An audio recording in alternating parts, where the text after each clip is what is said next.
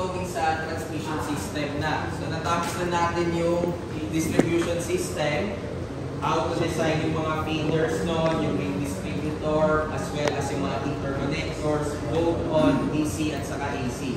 Now for this time, mag-focus tayo sa transmission system. So balikan lang natin yung basic principles sa power system na diniscuss natin previously. Power system is composed of generation, transmission, distribution, and yung demand side. Dito sa transmission side, medyo malabo yung ano natin, nagse-step up tayo ng voltage for the simple reason na ayaw nating malaki yung wire. Isipin nyo na lang na yung wire mo kasing laki ng binti mo or binti ni Contines. Yung isang wire. Tapos, gagawin natin tatlo. Ilalagay mo sa tower. Mabigat yun. Hindi, malalaman ko yung sa itsura. Binigay ko lang kasi para at least makita nyo yung figure. Kahit sabihin natin hindi kay Contines, sabihin na lang natin binti ni Alpha, malaki pa rin yun. Mabigat yung weight nun. So, ano mangyayari nun? Lalaw, babaksak. So, mahirap gumawa ng mechanical design. Na-experience nyo naman yan sa strength of materials nyo. Kung paano nyo sinisigurado na hindi siya masyadong lumaulaw or magkaroon ng breaking stress na tinatawag natin. So, for that case, tinataasan natin yung voltage. Yan yung rason kung bakit nanalo ang alternating current sa direct current. Kasi mas mataas yung voltage mo. Pag mas mataas yung voltage, mas bababa yung current. Pero hindi pa enough yun. Ginawa natin 3-phase. Bakit natin ginawang 3-phase? Kasi pag 3-phase, ibig sabihin, mas maliit yung wire, mas malaki yung capacity na pwedeng mong ibigay kahit same size lang. Dahil tatlo na yung wire mo. So since tatlo na yung wire mo, parang times 3 na yung output power kumpara sa AC na isa lang. So yun yung main advantage ng 3-phase system natin. So yun. So nagkaroon tayo ng stepping up dito from 11 to 110. Pupunta siya sa secondary transmission. Isa-step down natin into, let's say, 11 kV. Malabo talaga. Then, ito yung natapos natin, itong part ng distribution. So, akit na tayo after ng distribution, papunta transmission natin. So, there are yung mga purpose natin as well yung methods na ang ginagawa natin. Ang main purpose lang is to transmit. Kaya ang pangalan niya ay transmission. Transmission of power lang. Yun lang talaga ang gusto mong gawin. So, we have two methods of transmission in terms of the structure, overhead and underground. So, ano ang difference sila? Siyempre, yung overhead, yun yung mga nakikita nyo sa expressway or sa SLEC, NLEX, yung mga big towers sa may mga kable. Underground, siyempre, nasa ilalim ng lupa. Okay. Then, transmission lines ang tawag natin sa connection between generation and distribution. And ang isang high voltage DC ay composed ng conductors, RLC, ng step up and step down transformer, kahit anong mangyari kasama sa transmission system yon. Line insulator, ito yung mga porcelains na nagkoconnect ng cable sa supports or yung sa mismong tower natin. And mga breakers nila, yung protective devices, relays, fuse. And syempre yung voltage regulating device, yung mga voltage regulators natin, as well as surge arresters. Bakit may surge arresters tayo? Kasi ang transmission line mo, overhead, pwede yan ma-indatan. So, magkakaroon ka doon ng transmission surge. Pwede rin magkaroon ng fault na sinasabi natin. Okay. Then, pwede nyo panoorin dito para at least magkaroon pa kayo ng idea. Okay, sa transmission system, pwede tayo magkaroon ng DC at saka AC. Same as sa distribution. So, hindi naman pwede na distribution mo DC tapos sa transmission mo AC. Pwede yun if meron sa gitna na rectifier. So, convert natin from AC to DC or inverter to DC to AC kung meron yun. Pero ano ba ang advantage pag nag-DC ka kumpara sa AC? So, ito yung mga advantages natin. ang mapapansin natin na main advantage niyan is itong part na to, yung skin effect. Yung skin effect is nangyayari dahil may frequency. Yung frequency na yan, nagkakos yan ng additional losses sa system. So, hindi mo na separate topic. Hopefully, sana makakarating tayo dyan sa skin effect. Then, sa DC light, wala kang corona. Itong corona, yan yung parang tinatawag na natin na north end lights. Yan yung mga nakikita nyo doon. So, ang tawag natin talaga doon, lalabas sa transmission system, is corona effect. Corona effect yun. Parang nagkakaroon ka ng healing. Hindi mo naman ng Tagalog eh. Parang ka nagkakaroon ng blinding, maraming ilaw sa part na yun. Multiple lights. Yun nga, northern lights nga. Parang gano'n. Pero ang main reason nun, kaya tayo nagkakaroon ng gano'n is dahil nagkakaroon ka ng ionization ng air. Ionization air dahil mataas yung voltage. So, we call that corona effect. Pag DC, walang gano'n. Yun ang advantage ng DC. As well as, wala kang masyadong interference sa communication. Kasi ang communication lines is alternating current. Mataas na frequency na lang sila. Kaya kung DC yun, since walang frequency yun, hindi sila magtatagpo. Hindi sila magtatamaan. Kaya yun yung main advantage ng DC. Pero ano yung disadvantage nun?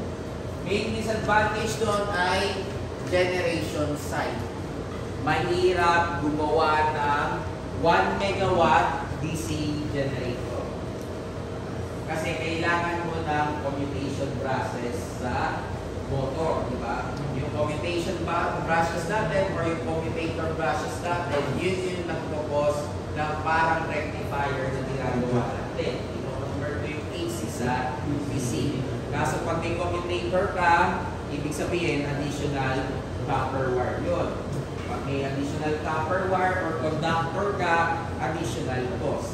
Kaya mahirap or mahal ang 1 megawatt na DC generator. Hindi siya economically feasible. Okay, another one, hindi nga pwede ang DC sa mataas na high voltage or mataas na voltage. So yun yung main disadvantage na. Kaya tayo nag-AC. And syempre, yung mga switches natin and breakers natin ng DC ay limited. Kukunti lang yung meron tayo. So, in order for us to solve this one, nag-AC tayo. So, yung AC natin is, ang main advantage is yung voltage as well as maintenance. Yun lang talaga ang advantage ng AC. So, makikita mo, pag kincompare natin yung advantages sa advantages ng DC, parang yung dami ng advantage ng DC. Pero ito yung na-highlight kasi ito yung pinaka-importante sa transmission system. So, kaya tayo nag-alternating current. Dahil dito, power can be generated at high voltage, cheap ang maintenance, madaling mag-step up and step down. Kahit ganun karami advantage mo, kung mahal naman, hindi mo itutuloy ko. So, kaya tayo nag-alternating current. Okay. Kung mag-DC tayo, ito yung gagawin mo. Sabihin natin, ito yung connection from Luzon papuntang Visayas. Hindi sila gumamit doon ng high voltage alternating current underground. Ano ang rason? Tatlong wire yun, kailangan mo ng tatlong insulation doon. Pag nilagay mo pa sa ilalim ng sa underwater, additional problem pa yun. Siyempre, paano mo siya ililay na maayos para kung may barkong dumadaan doon, may nagsiswimming, may mga isda, or whatever. So, kailangan mo i-avoid yun. So, nakita nilang solution doon ay gumamit ng DC light. So, how do we do that? Siyempre, ang unang gagawin is yung transformer, i-convert natin yung voltage into a lower voltage or higher voltage. So, this one, nagkaroon ka ng high voltage AC, maglalagay tayo ng rectifier. Yung rectifier, i-convert mo yung AC into DC. Kaya magiging dalawang wire. Mas mura na pag dalawang wire na lang ilalagay mo sa tubig. Tapos yung DC na yan, ikakabit natin papuntang inverter pag lagpas na dun sa tubig, pag papunta na dun sa island. Tapos magkakaroon ka na ng DC. Another reason, mas mura ang insulation ng DC line kesa AC line. Kaya talagang pinili natin na gawin yung DC. Pero again, it depends on the location, it depends on the length. Kung sobrang ikli lang naman yung length nila, mag-AC ako. Kasi mamaya, or next meeting, pupunta tayo sa aspect wherein meron tayong tinatawag na what would happen if tinaasan natin yung length compared sa cost. Ang DC kasi, directly proportional yan pag DC line ka. Ang alternating current kasi, pura yan sa umpisa, pero habang tumatagal, magmamahal yan. Hinahanap natin itong point na yan. Yung length na yan, yan yung length kung kailan mas feasible na mag-DC kaysa mag-AC. So, pag na-reach na natin yung given length na yan, mas pipiliin ko na mag-DC kaysa mag-AC dahil mas mura na siya. So, yun yung nangyari sa connection ng Luzon papuntang Visayas. Nag-trade-off sila or select nila, mas mura ang DC kaysa AC. Kaya ginawa nila high voltage DC lines underground.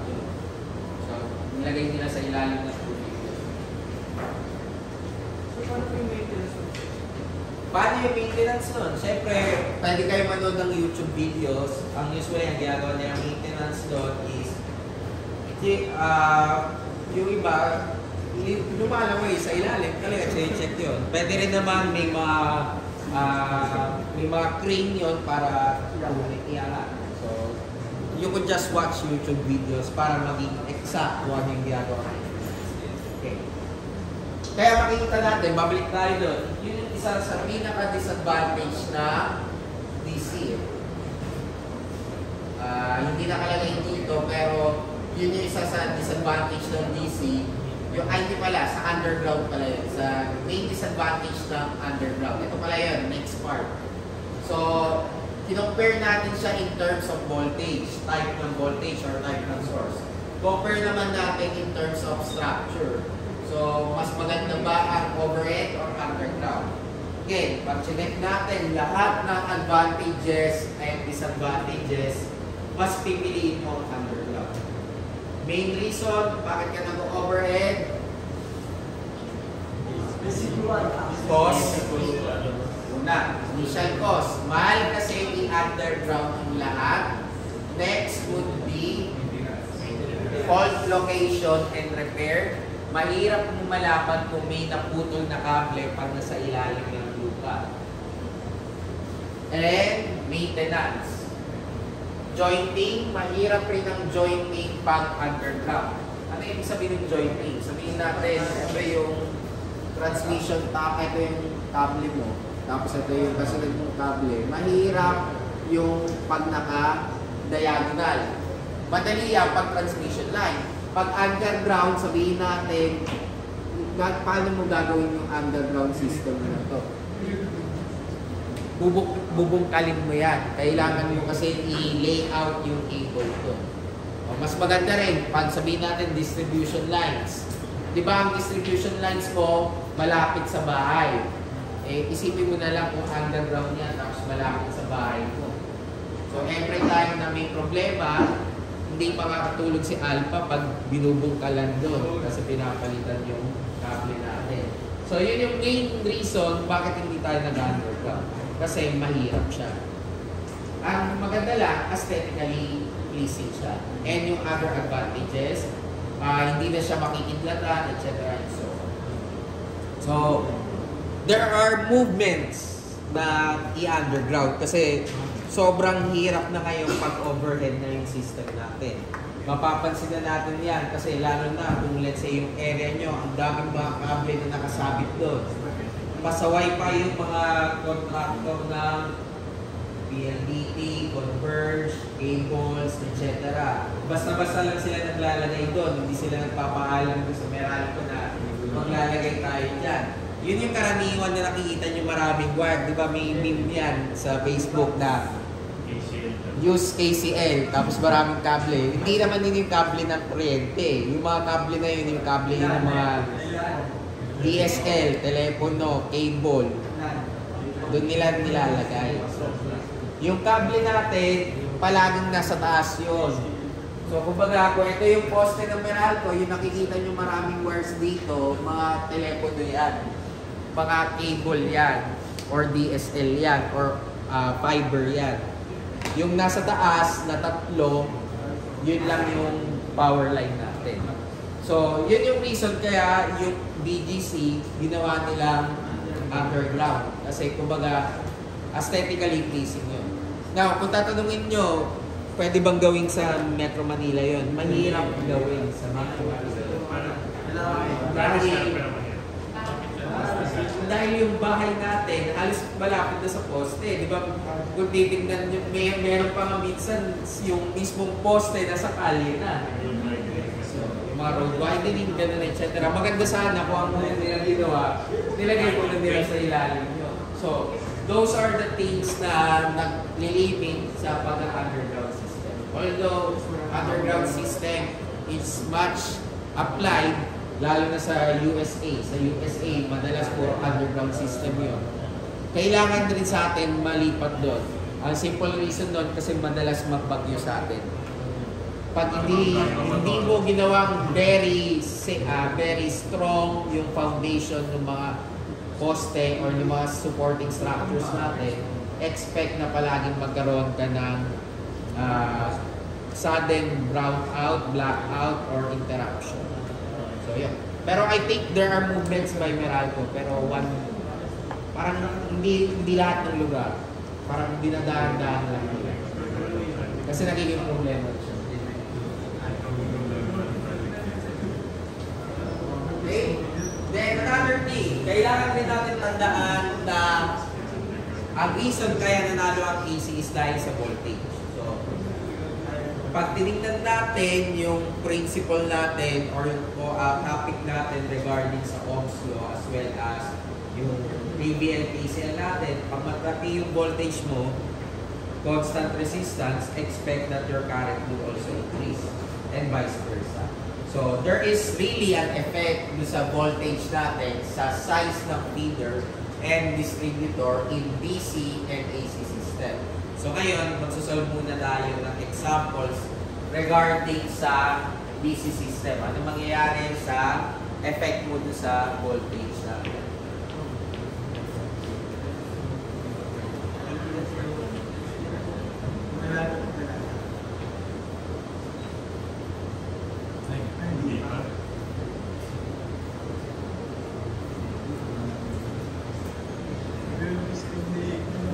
Okay, so number 1.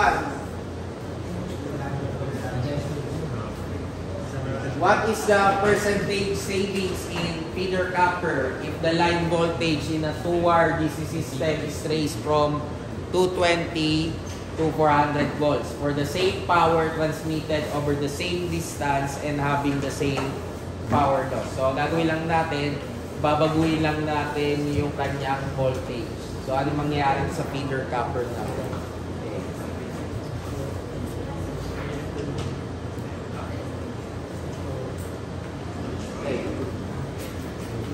Power loss. Since DC to 2I squared R. I squared R. Simplify pa natin further. Ano ba ang formula natin ng I? Pwede mong gawing B over R, diba? Magiging 2B squared over R na lang. Mawawala yung R kasi R squared to, diba? Okay. Afterwards, palitan natin to. Gagawin kong 2B squared over, imbis na R, gagawin kong rho length over area. Tawagin natin A1. Kasi yung rho at saka yung length mo is constant. Sabi naman dyan, same distance, same power loss. So, this would be our governing equation. So, ngayon, papalitan natin to.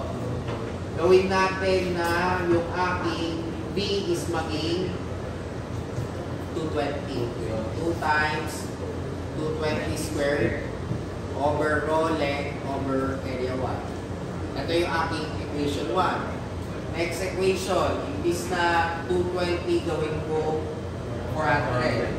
2 times 400 squared over rho length divided by A2. Equation 2. Sabi natin, parehas to. So, equation 1 is equal to equation 2. So, 2 times 220 squared over rho length divided by A1 is equal to 2 times 400 squared over rho length divided by A2. So, i-cancel out natin yung raw length, yung area, saka yung 2. Ay, yung raw saka length. Tapos yung 2. So, magiging 220 square A1 equal to 400 square A2. So, pwede natin pwede ka kahit alin dyan. Kung gusto mo A1 is 400 square over 220 square A2. Ilan po?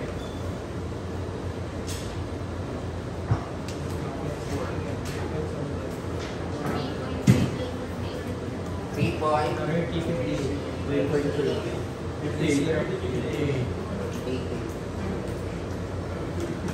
savings. Gusto natin malaman yung savings. Ang isipin natin is A1 minus A2 over A1 times 100. Balitan natin yung A2 with respect, yung A1 with respect to A2. So magiging 3.3058 A2 minus A2 over 3.30 times 100.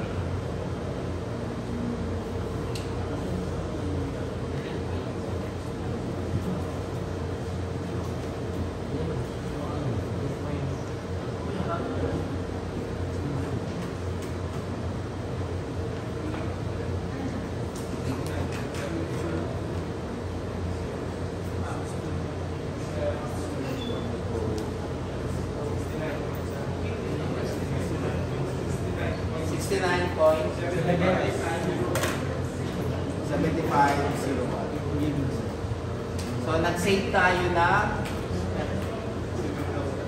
70%. Hindi 65,000, nag-save tayo 70%. Kumbaga yan yung savings natin. Bakit in terms of area? Kasi wala ka namang ibang quantity dyan na nagbabago. Kasi yung material yung cost natin, di ba? So, mas makakatipid tayo pag nag-change tayo from A1 to A2. 70% yung savings natin. Number 2. Ulitin lang natin yung number 1. Ngayon, ang gagamitin ko ay 220 at saka 500 volts. Same lang yung process natin. So, diretso ka na dito 2 times 220 squared over rho length divided by A1 is equal to 2 times 500 squared over rho length divided by 100. So, cancel lang natin.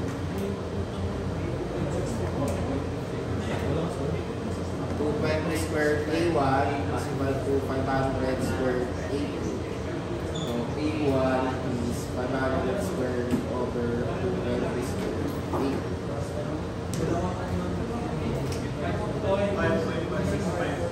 5.16. So, percent savings 5.165382 minus 80 over 5.1653 times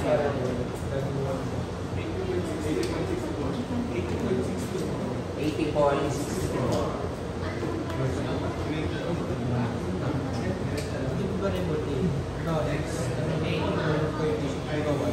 Pero kahit anong mangyari, hindi kayo pwede magkaroon ng saving na 100% Imposible yun. Pero siguro pwede tayo magkaroon ng savings na 99. So, baguhin natin. Gawin natin in terms of savings. Okay. Additional problem to hindi siya kasama dito. Additional problem. Kasi baka lumabas sa board exam. Sabihin natin, anong voltage ang pwede kong gamitin para makasave ako ng 99.9% if ang original voltage ko ay 220. So ang approach mo is ganito lang. So this is additional, 99.99 is equal to A1 minus A2 over A1 times 220 original. Ilan yan? So divided by 100 to, di ba? 0.9999 A1 minus A1 is equal to negative A2. So A2 is equal to 0.0001 A1. So yan yun. Then anong gagawin natin? Isa-substitute ko paakyat dito. Diba ito yung ating ratio. So, paano natin gagawin mo? Kukunin ko yung ratio na to. So, 0.0001 A1 is equal to A2 over A1, which is equal to, in terms of voltage, nasa taas yung V2 squared, nasa ilalim yung 220 squared. So, ilan yung V2 natin?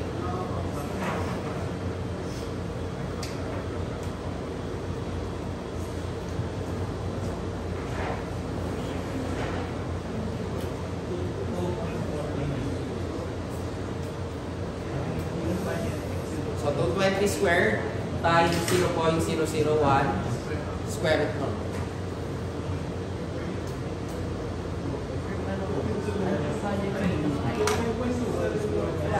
Ang value ng ito, lipat ko lang, A2 over A1 is 0.01. 2.2 sir. 2.2 KB. 2.2 KB. 2.2 lang sir. 220 squared times 0.01.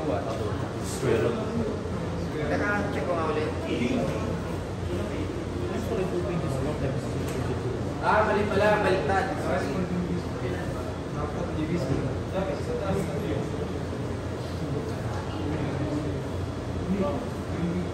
Yan. Baliktad pala. Sorry.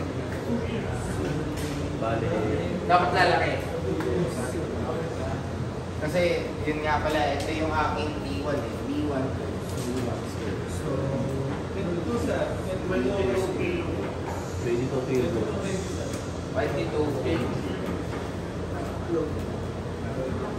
So, ibig sabihin, at 22 KB, yan na yung pinaka-savings natin. Kahit gawin mo pa yung 30 KB, kahit gawin mo pa yung 100 KB, hindi ka mag-100%.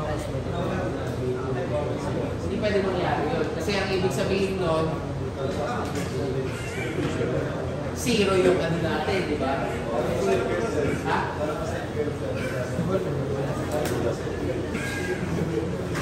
Hindi mangyari yun. Kasi pag nag-zero to, hindi mo makukuha. Okay, may questions sa ano lang. Ito kahit hindi ko bigay example, pwede naman gawin ito kahit sa circuits 1 lang. I-explain natin dyan na mangyari pag nag-increase ka ng mga questions. So ito yung application ng mga topics na yun. Makakadabit tayo ng ganitong amount. 80.64, 69.750. May questions?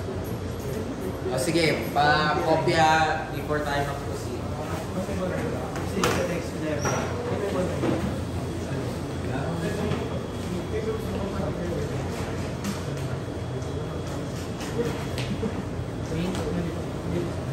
Ano po eh?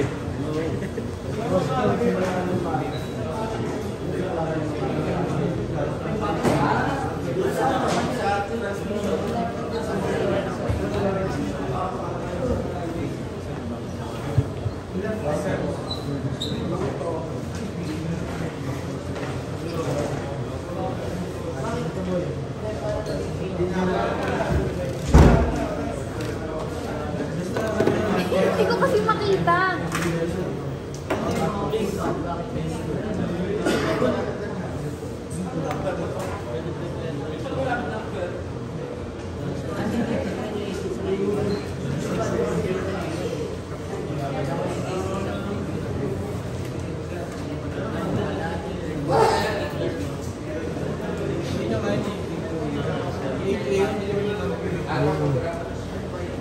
Okay na.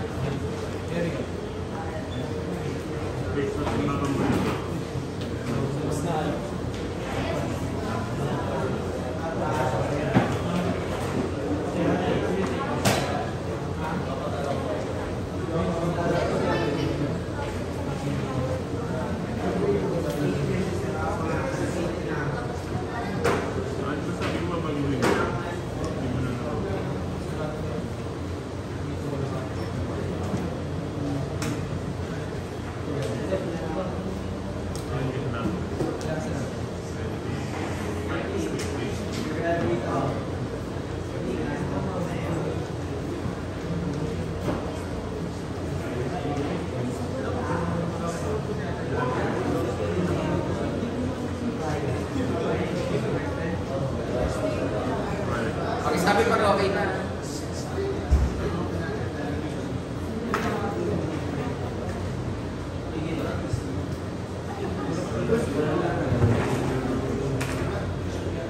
Okay na ba? Okay na ba? Okay. So yung pinakita natin, yung effect lang ng DC pag tinasa mo yung voltage. Ngayon, yung kasunod naman, what would happen pag binago natin yung type? Sabihin natin, ginawa natin single phase, three phase, tapos yung number of wires kinonsider natin. So may effect ba siya in terms of its economic aspect lang ba or lahat? Okay, alam natin na ang advantage yan is yung three phase. Kahit ano mangyari, three phase yung ginagamit natin to transmit power. Pero why three phase? So this discussion would shows ano yung effect niya in terms of its current capability natin. So, marami na-develop na different types of power transmission. Hindi naman tayo nag-arrive kagad sa three-phase. Nag-umpisa tayo sa DC 2-wire. Ginawa natin 3-wire na may additional wire or 3-wire na open. Tapos nag-single phase tayo, may 2-wire, may 2-wire na may neutral, or may 2-wire na may earth, tapos may 3-wire. Then, nag-2-phase system pa tayo. So, yung 2-phase system, 4-wire and 3-wire, then nag-3-phase tayo.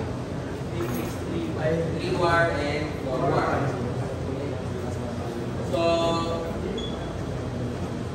dito, pag kino-compare natin yung different types ng wire, marami tayong kailangan i-consider. So, for example, pag overhead system, ibig sabihin, yung nasa transmission tower or nasa support, ang kailangan natin consider doon ay insulation as well as yung cross arm and supporting towers. So, hindi lang yung conductor itself. Hindi kagaya pag underground, ang pinag-usapan lang natin is yung cable lang at saka yung insulator. So, we would have first derivation. So, itong PDF file na to is a derivation kung paano siya ginawa. Pero hindi nyo kailangan kabisatuin to. Ang kailangan nyo lang tandaan kung ano ba yung principle pag single phase, 3-phase, 2-phase, saka DC. Yun lang yung kailangan nyo. Pero kung gusto nyo mag-memorize, okay lang.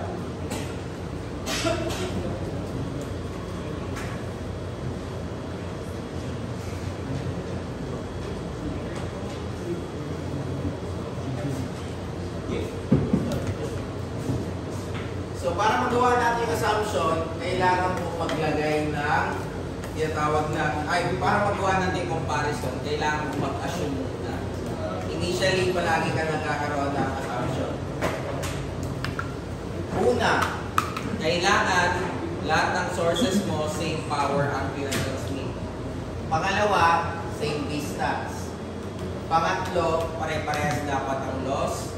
And panghuli, dapat yung voltage mo is the same. Hindi ka pwede magkaroon ng tamang comparison pag yung mga conditions na yan hindi mo na-achieve.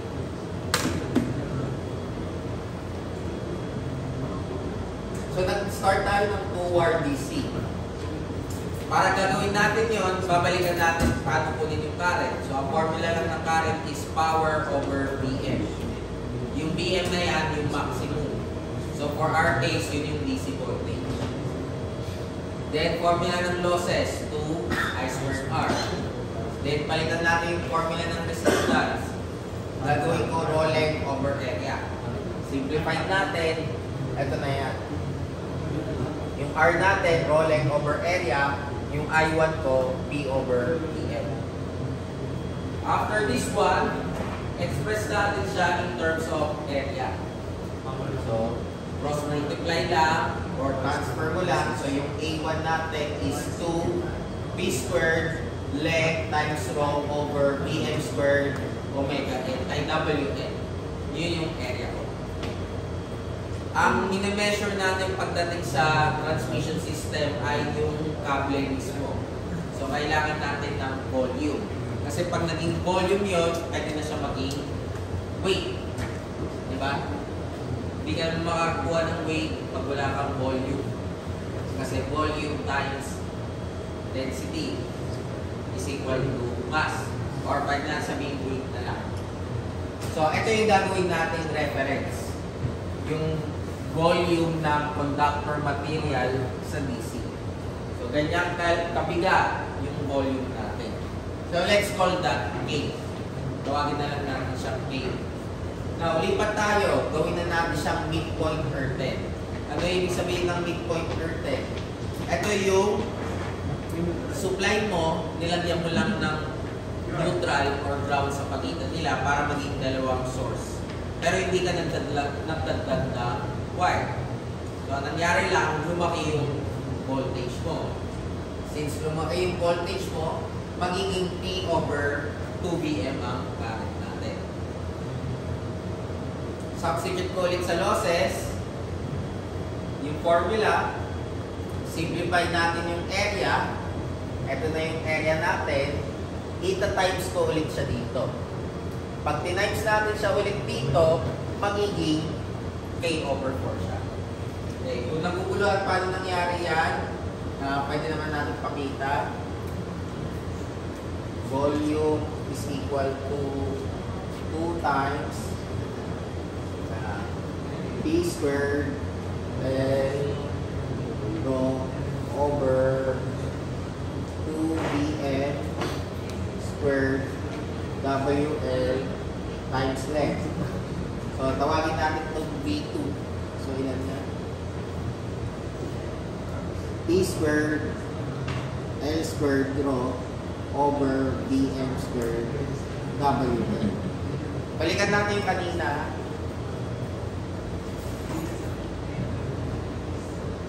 Ito yung kanina natin. V1 is equal to 4 P squared L squared P over Vm squared W.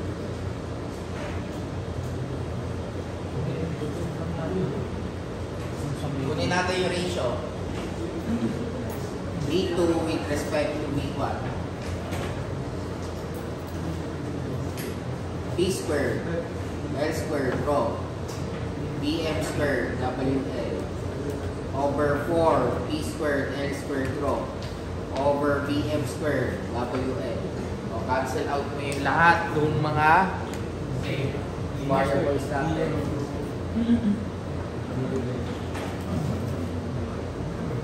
One point. Kaya ang sagot natin, it's a number 2 is 1/4. Yung volume natin is 25% na lang. Nung tinasan natin yung voltage, ginawa natin times 2. So, yun yung pinapakita dyan. So, times 2. Tinasan natin, 1/4 na lang. 25%.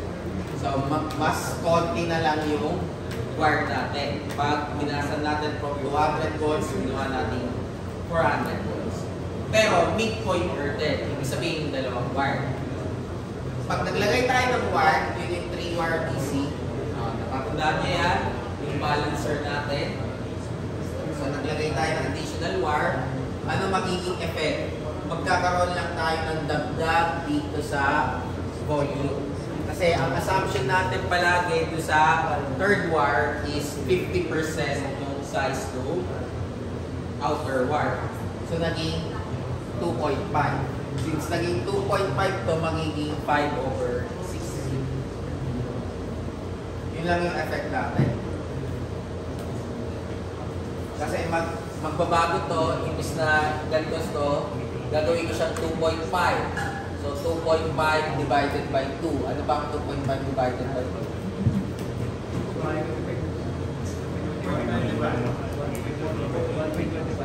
So 1.25 divided by 4. 5/16. So yun 5/16. Nag-ano lang tayo ratio and proportion lang tayo, nag-algebra lang tayo dyan. So 5/16 na lang yung volume natin. So kung titingnan natin yung tatlo, saan pa rin tayo mas makakatipid? Dun sa DC2R midpoint turtle. Okay. Sige, tapos na tayo ng DC. Ginawa na natin single phase AC. Pag sa single phase AC, kailangan mo i-consider na meron kang square root of 2. Bakit? Kasi yung DC natin, maximum yun, di ba? Pagdating sa voltage natin sa AC, RMS ang ginagamit natin. Kaya may divided by square root of 2. Tapos dagdag tayo ng power factor. Kasi syempre, nagbabago yung power factor. Simplify natin. Ang naging problema is naging doble siya. Times 2. Tapos, mas lalaki pa siya pag mas bababa pa yung power factor. So, ibig sabihin, if unity power factor, times 2. If mas mataas, mas bababa yung power factor, more than times 2 yung increase sa volume. Okay. Ginawa natin single phase 2-wire na may midpoint turtle. Ano yung effect? Imbis na Vm over square root of 2, naging square root of 2 Vm. Kasi ang mangyari dyan, 2 Vm square root of 2. Pag sinimplify mo to, equal lang siya sa square root of 2 Vm. So, kaya naging square root of 2. Kasi yung Vm over square root of 2 RMS. Eh kaso dinoble natin, so times 2. Ito yun. Eh kaso ang 2 over square root of 2 ay square root of 2 lang. Kaya square root of 2. Pag sinimplify ulit natin, same process kung kanina, ano mangyayari? Magiging 50% kung unity power factor. Pero kung hindi unity power factor, mas mababa sa 50%. Kasi syempre, kung gagawin mo 2.9, magiging 1.8 na lang ito, di ba? So mas maliit na siya sa 50% na increase. So nang midpoint earthed na tayo, mas makakatipid na tayo sa AC. Pero yung kanina sa taas, kung nag-AC lang tayo directly, mas tipid pa rin tayo sa DC. Okay, then nagdagdag ako ng wire, ginawa akong 3-wire. So magiging 5/8. From 5/16 naging 5/8 na siya. Tipid pa rin tayo. So yun yung advantage ng AC. Kaya napag-desisyon na natin na mag-alternating current. Kasi mas makakatipid na tayo sa coupling. Hindi naging enough. Nag-alternate ng 2-phase na tayo. Ang arrangement ng 2-phase is may source ka dito, may source ka na isa. Kasi ang 3-phase, madali lang i-drawing yun. 120 degrees apart. Dito sa 2-phase, ang apart nila ay 90 degrees. 90 degrees yun. Ha? Scat connection. Yung scat connection, iba scat tuloy. Yung scat connection, ganyan din yung itsura niya, pero ito more on sa supply. Okay. So ang voltage natin dito, meron ka pa ganito, meron ka rin dito sa pababa. So pag ginawa natin yung current, ang gagamitin ko ay 2 square root of 2. Bakit 2 square root of 2? Kasi 2bm, 2bm. So 4, diba? So 4bm over square root of 2. Pag sinimplify mo yun, 2 square root of 2. May power factor pa rin. So ang nangyari, makakatipid tayo 50%. Maximum. Pag mababa power factor, syempre, mas mababa yung savings. Ang problema, 4 na wire yung ginamit natin. So, paano kung 3 wire lang? 3 wire lang. Ibig sabihin, kinonsider natin yung neutral. Kung kinonsider natin yung neutral, ang mangyayari niyan is Vm to, di ba? Vm over square root of 2, Vm over square root of 2, times 2 mo ulit, square root of 2. Babalik tayo doon. Ang difference lang, meron ka pang neutral current. So sa neutral current, kung same current to, pag binector add mo dito, that would be I squared plus I squared. Kunin mo yung square root nun, and square root of 2I. So ito yun. Kaya ang line losses natin, actually, dalawa. May line loss ka sa outer, may line loss ka sa neutral. Pag sinimplify natin, napapansin natin na hindi tayo makakatipid. Mas mahal siya. So, hindi applicable or hindi advisable na gumamit ng 2-phase 3-wire. So, tatanggalin na natin ito sa listahan. Okay. So, hindi siya advisable. Hindi gawin natin 3-phase na lang. 3 source na lang, imbis na 3-wire. So, ito na yun. 3-phase 3-wire. So, ang mangyayari dito, gagawin natin, phase voltage to. So, ita-times ko to ng 3. Pero i-divide ko siya ng square root of 2. Kaya angat yung square root of 2 ko sa taas. Tapos, 3 imbis na 2. 3i squared r. Simplify natin, may tipid na tayo na 50%. So, mas makakatipid na tayo ng 50% pag 3-phase 3-wire. Ang kinagandahan, since 3 kable yan, mas malaki yung capacity na natin na pwede sa bawat isa. Kaya tayo ng 3-phase eh. Kasi ang single phase, isang phase lang. Isang pwede mo lang lagyan ng load. Sa 3-phase, bawat isang phase pwede mo lagyan. So kung originally sa isang 3-phase, meron ka lang pwede ilagay ng 100 watts na load, sa 3-phase 3-wire, pwede ka na actually maglagay ng 300 watts. Yun nga lang, yung 300 watts na yun, tatlong 100 watts na single phase. So may nakalagay sa phase A, may nakalagay sa phase B, may nakalagay sa phase C. Yun yung advantage. Kaya nga napuso yung, or isa sa ginagawa nyo sa design, yung tinatawag natin load balancing. So meron kang EN, BN, CN. Sabihin natin, meron kang ref, ilaw, ACU, PC, tapos ilaw, water heater. Yung ref, sabihin natin yung ampere niya ay 10. Yung ilaw, sabihin natin mga 5. Yung ACU, nasa 15. Sabihin natin, invento lang ito. Tapos yung PC, sabihin natin 10. Tapos yung ilaw, 5. Tapos yung water heater is 20.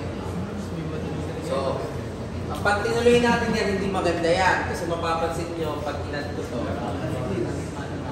15, 35.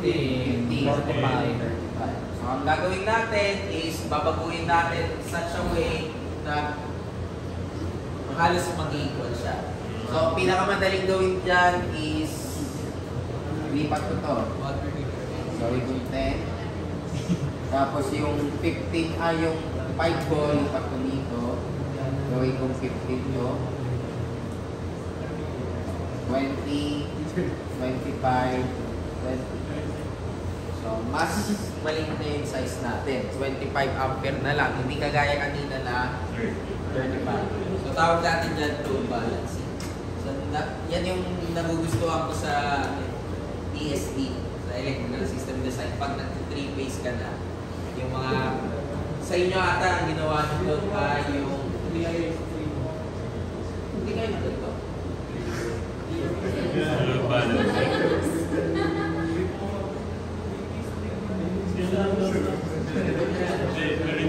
Hindi kayo nag-load balancing sa inyo.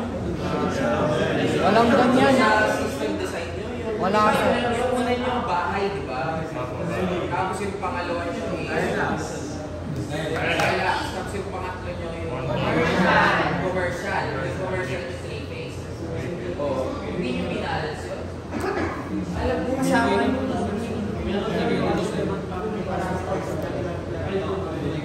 So, ibig sabihin, ang lalaki ng work nyo. Kung hindi nyo binalance yan. Kasi, ito yung magsasabi kung ano yung size ng work nyo eh. Alam ko, mali siya. Sigurado kayo hindi kayo umabot dito kasi hindi nyo magagawa yung size ng wire nyo pag ano yan. Binigay naman sir yun. Wala sa residential yan.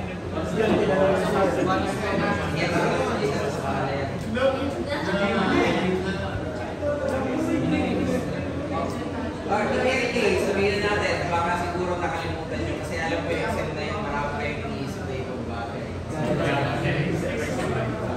Sige. Pero in any case, pag ginawa nyo yan, kasi dyan magtitigta yung size ng transformer mo sa dulo. Dahil ito, single phase, di ba? Tapos meron ka pang 3 phase eh. Sabihin natin may 3 phase ka na 500 ampere. Oh, so anong gagawin mo dyan? 500 ampere is 3 phase. Ang symbol natin, AN, BN, CN. Ibig sabihin, ito ay ano ang connection? Y or delta?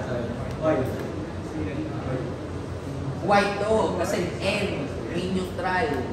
So, 3 phase, etong nakuha mo 25, dadagdagan mo yan ng times 3. Hindi, as is lang pala per phase analysis. So, 525 ampere ka. Kung hindi mo pinalitan yan, ginawa mong 35 yan, 535 yan, mas malaki yung wire. Doon sa main feeder. O, pag ginawa mo to, pag ito AN, ginawa mo yung AB, BC, CA, tapos may 3 phase ka. Yung 3 phase mo, 500. Tapos ito, 20, 25, saka 20. 500 pa rin yan.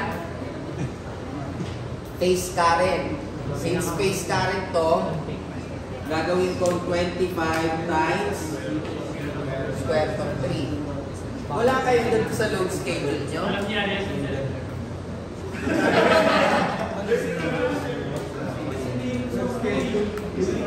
Wala kayong sa load schedule nyo? Ay, hindi nyo masasagot yan. Meron yan sa load schedule eh. So, hindi nyo binalas. Sige, okay lang. Wala namang problema kung yun lang binalas. Tama pa rin yun. Hindi ko sinasabing mali yun. Mahal yun. Kasi isipin mo na lang isipin nyo na lang. May 3 kang kable. Cable A, cable B, cable C. Yung una mong kable, ang maximum na load mo ay 10 ampere. Yung pangalawang kable, ang maximum mo 100. Yung pangatlo mong kable, ang maximum mo ay 20. Anong gagawin mong size netong tatlo? Yung 100 ampere. Imbis na nakatipid ka sa size ng kable mo, hindi ka makakatipid. Kasi 100 ampere yung ginamit mo. So, ulitin ko tama yung ginawa nyo kung hindi nyo minalas. Tama yun. Hindi sinasabi mali yun. Pero kumbaga, titignan mo yung current loading mo, hindi mo na utilize na maayos. So, may kasama pa yung nakasunod. Balancing. Pero nag-voltage drop kayo. Kung nag-voltage drop kayo, malaki yung effect ng voltage drop. Yan, pag sabihin natin sa current. Okay, in any case, sabi nga kanina, meron kayo talagang mga topics na pag-aaralan. Kahit sabihin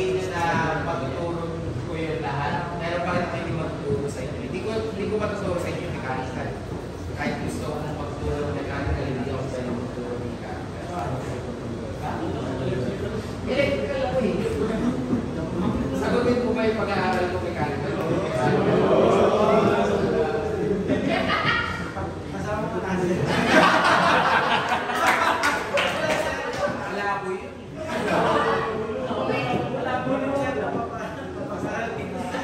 Okay, so yun. Pinapakita lang natin dito yung effect niyan. Kaya kasi sabi natin, mas makakatipid kapag three-phase. Yan yung example. Pinakamadaling example niya. Mas makakatipid ka. Kasi isipin mo yan. Kung ginawa mo to ng isang phase lang, edi 20 plus 20 plus 45. 65 ampere na yung gagamitin mo sa isang kable. Eh, since 3-phase ka, 25 ampere na lang. Mas mura lang. So, ayun. Makatipid tayo. Okay. Ginawa natin forward. Naglagay tayo na Neutral. Naglagay tayo ng neutral. Mas makakatipid tayo, pero since nagdagdag tayo ng wire, 7 ohm. So, yan na yung overhead natin. now, pagdating sa underground, same principle.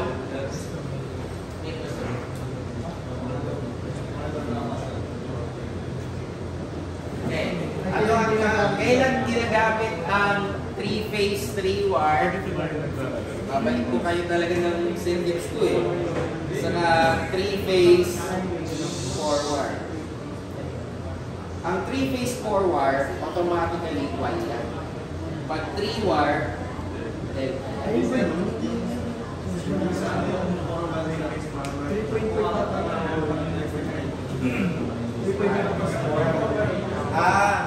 ginagamit natin 3.5 yan pag Walang sinabi. Sinabi rin the same 4. diba, ang assumption mo kasi palaging mas maliit yung neutral wire. Kaso kasi minsan, masyadong mahal na yan. Kumbaga, mas makakatipid ka pag bumili ka na lang ng same size kaysa ang bilhin mo different size doon. Kasi lalo na pag bundle yung pagbili mo, mas mura kasi bumili pag wholesale. Eh, wholesale mo lang ang bibili nyo sa construction. Bihira naman kayo bibili sa construction na tingi-tingi. Siguro pag yung bahay mo sa ikitang gumawa, from top to bottom. Sabihin natin, ginawa mo muna yung bahay mo ngayon. Tapos after 1 year, gagawin mo yung kusina. Tapos after 1 year, isa. So, mas makakatipid ka pag tingi-tingi. Pero kung gagawin mo yung buong condominium mo, wholesale. So, sa wholesale, makikita nila yun. Pero may exception to the rule yun ha. Usually, tinitingnan natin depende sa size ng wire. Kasi kung ang pinag-usapan mo lang yung difference ng number 12 sa number 14, negligible yan. Pero kung ang difference sa pinag-usapan mo ay yung neutral mo ay number 12, pero yung main line mo ay 4-0. Ano ba? Parang meron yan. Yan yung mas, yan yung mas malaki, di ba? So, mas mahal yan. Bakit mo gagamitin yung 4-0 sa neutral? Gagamit ka na. Usually, applicable lang yung 3.5 at saka yung 4 pag let's say, bahay. So, ang bahay, karaniwan natin, ang ginagamit mo na neutral, ang ginagamit mo ay 3.5. 3.5 or 5.5. Tapos 2.0 yung ginagamit natin na minimum size. Or yung grounding. Pero minsan, hindi na natin ginagamit yung 2 kasi kumbaga parang masyadong maliit lang siya or negligible na. So, tinitingin ko na pala na natin. So, yun yung mga exception ko na rule. So, madalas 50%, lalo na kung ganito yung difference. Pero kung ang difference lang naman is isang size lang, pwede mo i-save na lang siya. So, yun sa tanong na yun. Yun yun. So, kung quiz yan, pag nakalagay, yun din nakalagay. Kung nakalagay, 50%. Pag underground, ano mangyari sa underground? Almost the same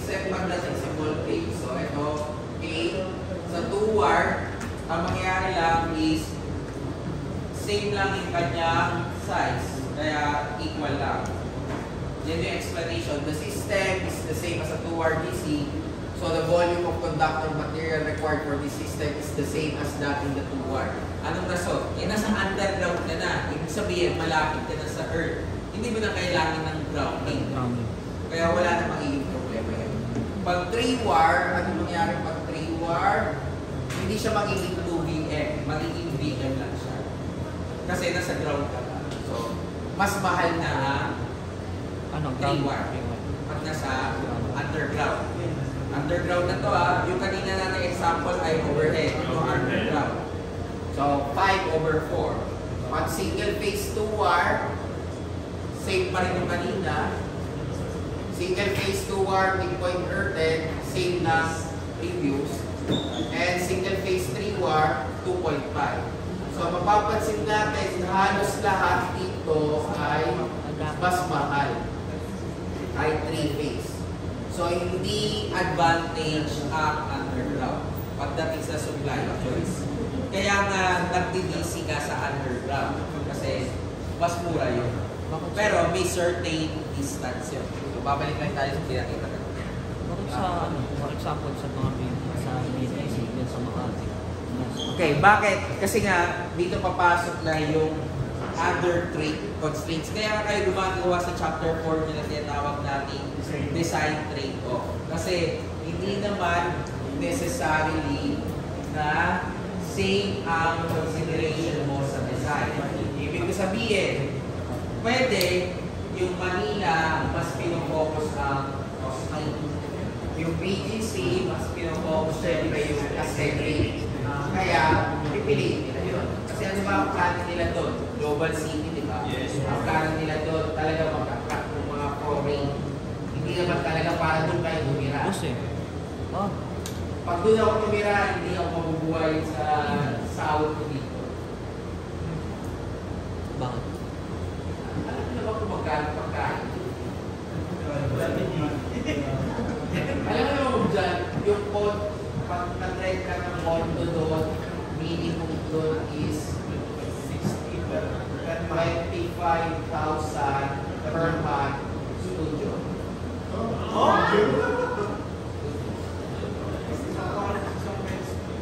Alam niyo ba ang studio? Studio, di ba? Open space.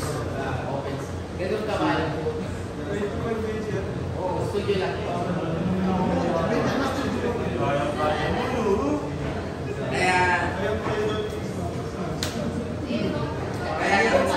Kaya karaniwan yung mga nagtatrabaho doon, usually yung trabaho nila malapit doon at kasama yung benefits sa kanilang salary. Kasama yun.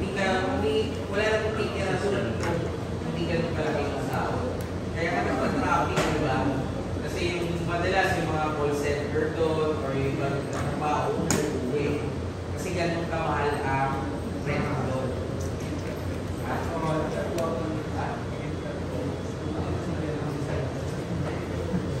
Masarap kasi tumakbo doon eh.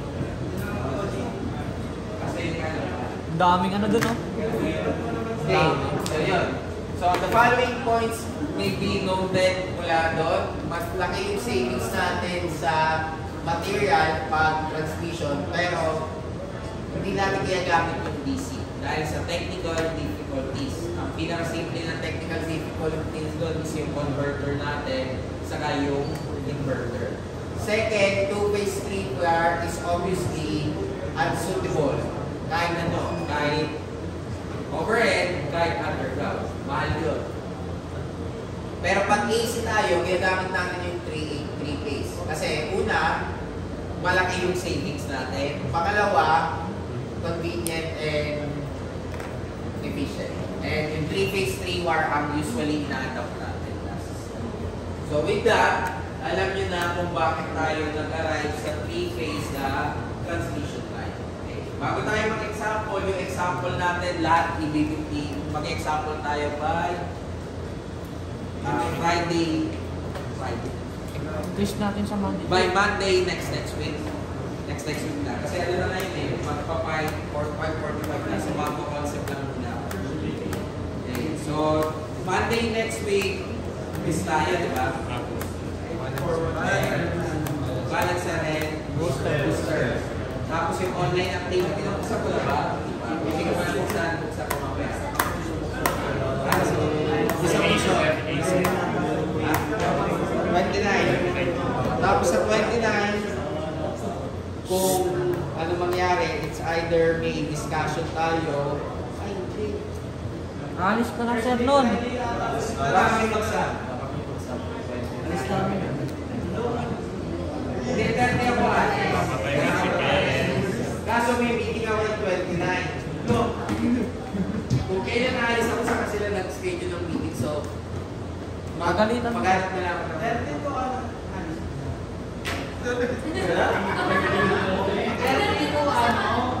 Hanggang sa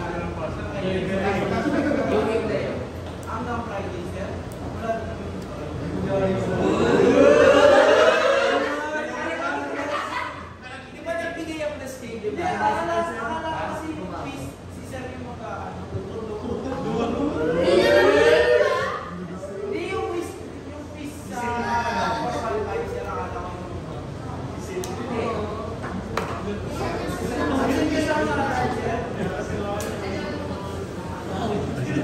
Okay. So, yun. So, yun yung reason kung bakit pinili natin yung 3-phase. Ngayon, ano ba ang advantage ng high voltage transmission? Siyempre, ang pinaka-advantage niya is yung volume. Mas makakatipid ka sa volume, mas mapapataas natin yung efficiency, maliliit natin yung drop. Tapos, ang limitation natin is syempre, cost. yung clearance.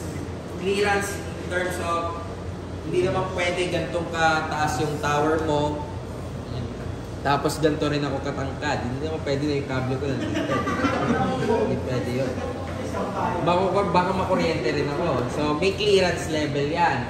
Yun yung pinag-usapan natin sa amin. Kahit sa kalsada, kahit yung LRT, di ba nakita niyo yung LRT, may nakalagay na 4.97 meter clearance. Parang gano'n. So, ibig sabihin, hindi naman pwede yung clearance ng LRT 2 meters lang. Isipin mo 2 meters, hindi nalilin mo yung trail pag naglalakad ka underground.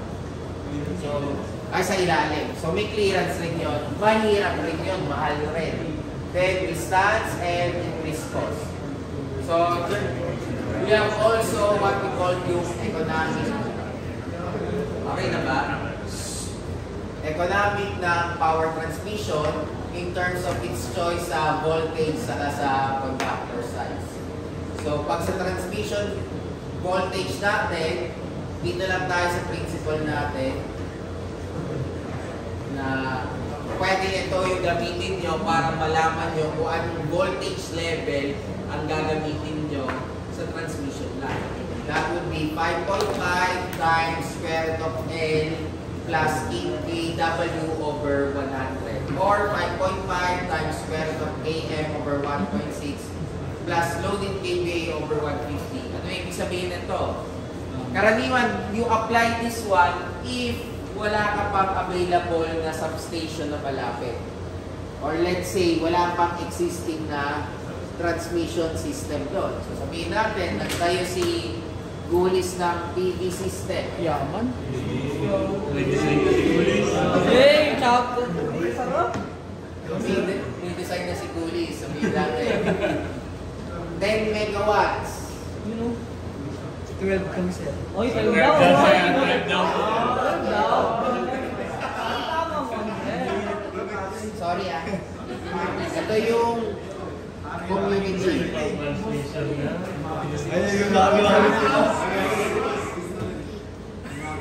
Ayan yung community. Sabihin natin yung distance ng PB papunta dito ay 200 kilometers. Wala kang substation. Kumbaga gagawin mo rin yung substation na magkoconnect sa kanila parehas. So, ibig sabihin, AB is equal to 5.5 square root of L. Ano yung L natin? In miles. So, 200 kilometers times for every 1 mile, 1,000 din. ilang kilometers? Hindi. Meron yung factor eh. Nakalimutan ko. 1.609 ba? 1.609 kilometer. O, dapat yung mga ganyan, kailangan yung tandaan. Kasi ano lang yan, unit conversion. So, meron tayong 1 mile sa 1.619 kilometer. So, yan yung L, di ba? Idadagdag ko saan? Ano daw yun? Kilowatt over 100. So, 12 megawatts to. 1 mile equals 0.6. 12,000 over 100. So, ilan yung makukuha natin?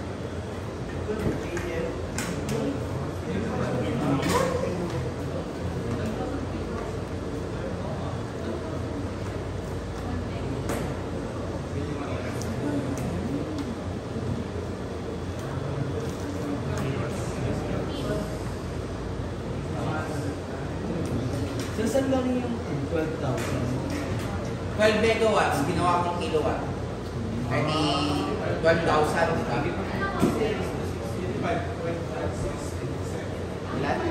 85.97. So, ano yung pinakamalapit na voltage dyan? Kasi yun na nun is 110.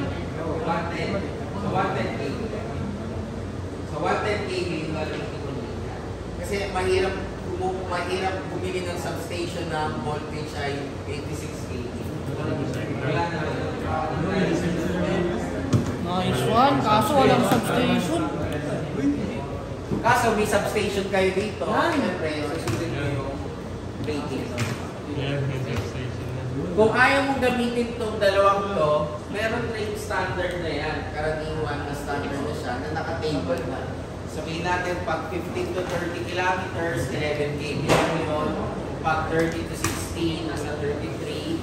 Pag 60 to 100, nasa 66. Pag 100 to 200, nasa 132. 200 to 300, nasa 220. Then 300 to 400, nasa 400. Kaya nga, lahat ng gagawin niya nasa canvas eh. Hindi ko alam kung bakit hindi nyo binubuksan yung canvas. Nasa canvas na lahat yan. Okay. So pwede namin sa hindi na pakita yung computation kasi may dead. Hindi, hanapin mo. Hindi ko sinabi dito kung saan standard to eh. Hanapin mo yung standard. Yung standard yung hanapin mo. Siyempre alam naman pati yung standard. So yan. Pero yung sa inyo kasi limited eh. May substation kayo pagkakabitan eh. So susundin mo yung voltage ng substation. Anong substation nyo doon, boss? 69 kV. So magsi-69 kV ka talaga doon. Kahit naman siya. So yun. Ganun lang yung pag-design or pag-receive ng transmission natin. Okay? Okay, then conductor size. So ito na yung tatlo tayong ginawa-consider. Yung P1 plus P2A at saka yung P3 over A. Yung P1 plus P2A, ito yung ating capital outlay. Ibig sabihin yung pagtayo ng transmission. Yung P3 over A, ano ibig sabihin nun? Yung losses. Gusto natin malaman itong point na to. So anong gagawin natin? P3 over A is equal to P1 plus P2A. Yun lang yung concept na ginagawa natin dyan. So, yun. Ang tawag natin doon, Kelvin's Law. Kelvin's Law. Okay. So, what do you need to have para maging satisfactory yung electric supply mo? Una, dependable yan. Meaning to say, hindi pwedeng magkaroon ng interruption. Second, balance yung voltage. 3-phase yan, same voltage natin. Third, efficiency. Fourth, frequency, dapat 60 Hz. Yung waveform mo, sine wave. And dapat wala siyang inductive interference. Wala siyang epekto. Okay. Dahil may mga meetings tayo ng kulang, siguro yung mga solve problems natin dyan i-upload mo sa Canvas. If ever, let's say, hindi tayo magkaroon ng SAP or let's say mawalan ng pasok na naman. So, pwede nyo i-clarify na rin sa akin. Okay? Para next meeting na natin, diretso na tayo sa next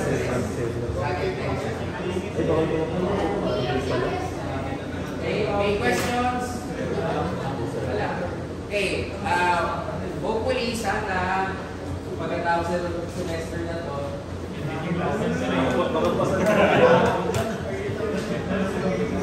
nasasawa na nga ako eh. Inulit ko lang every sem to eh. Hopefully sana medyo marami na yung pumasa or INC. Pagkaramdam ko naman merong isang grupo na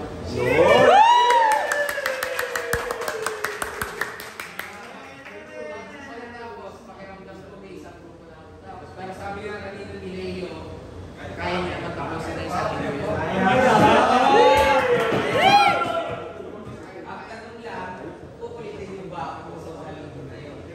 Gabi-gabi. Di nga ka to. Wala namang problema kahit wala ako kasi pag may gusto, meron kayo paraan. Ito yung kasi sa Instagram ako kinukulit.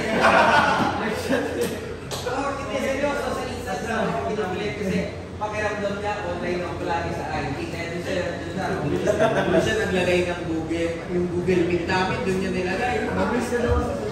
Napilitan tuloy ako mag-install ng Instagram sa computer. Hindi.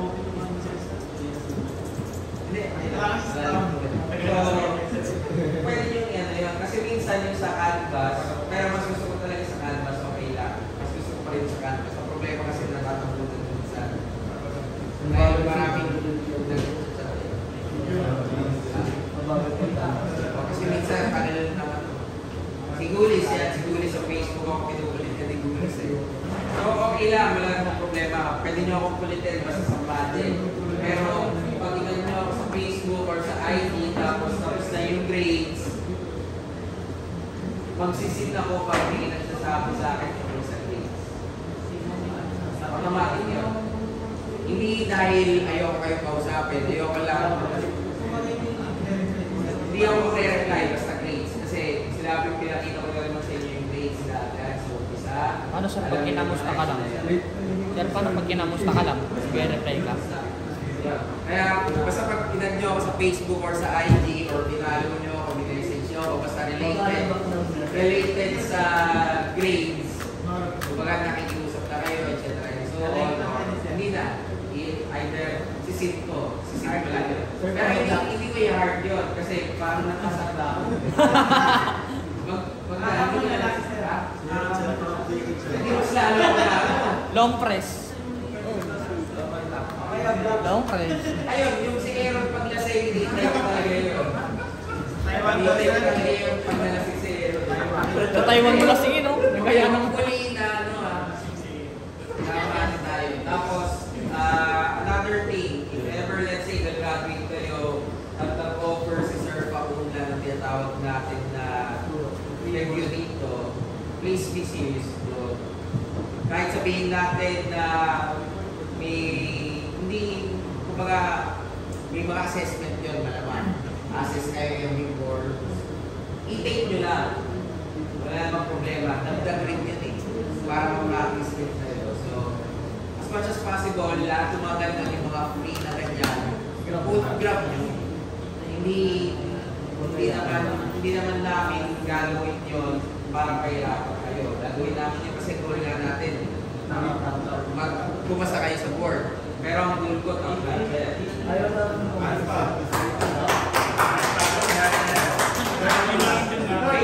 Favorite ko si Alpha eh, kaya goal ko dyan kay Alpha top 1. So, hindi ka grabe si Alpha kasi dito ako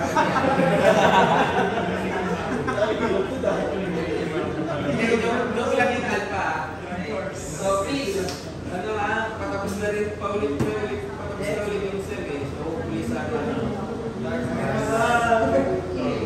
Tapos, yun nga, hindi ko talaga matapos itong course na to. Ito talaga yung course na hindi ko matapos-tapos kahit yung panahon nila Sir Fausto. Pero sana magawa ko yung paraan. Iniisip ko na lang kung paano ko matatapos to. Pero kung hindi, in succeeding cases na lang, if ever gusto nyo magpaturo doon, open naman. Okay naman ako magturo. Pero, yun nga lang. Hindi, wala naman kahit walang bayad, okay lang sa atin. Basta siguraduhin nyo lang na pag nag-schedule kayo or pag nag-request kayo, makikinig kayo. Hindi yung tipong sa umpisa lang, tapos pag nagtagal, wala na. So, yun lang. Yun lang yung request ko. Okay, so, yun, kaya tayo. Tapos maraming tapos sa siya ng mga. Sir, papatek. Hindi na tayo mga papel ni Alpha.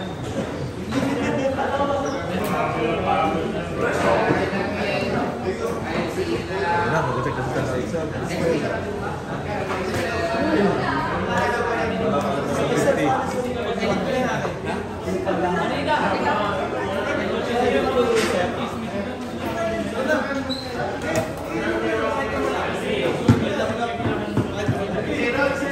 Tama. Makita mo naman.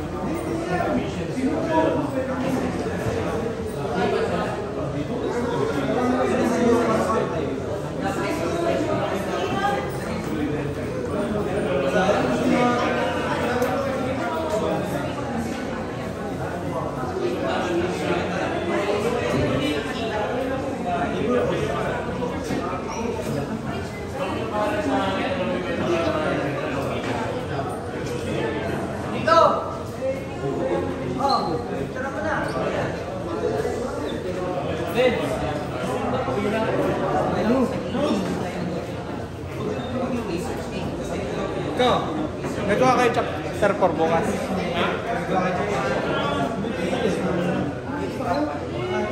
Sabihan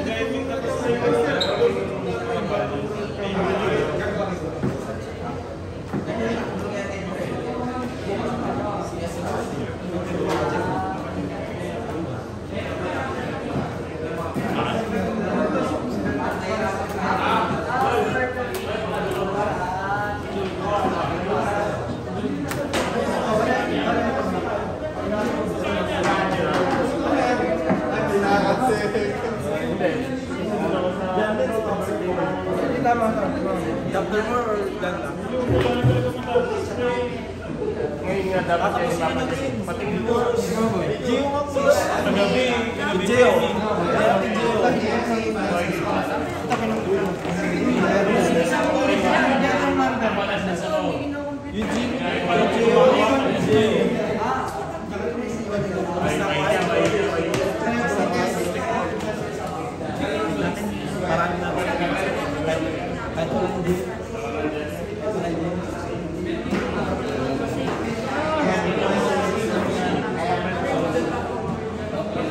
Guide lang siya. Kumbaga parang imbis na ganito na minamano-mano ko na si Lurch. Dahil nabigay na si AI, meron na ako. Ibabalik. Hindi, naka-video pa.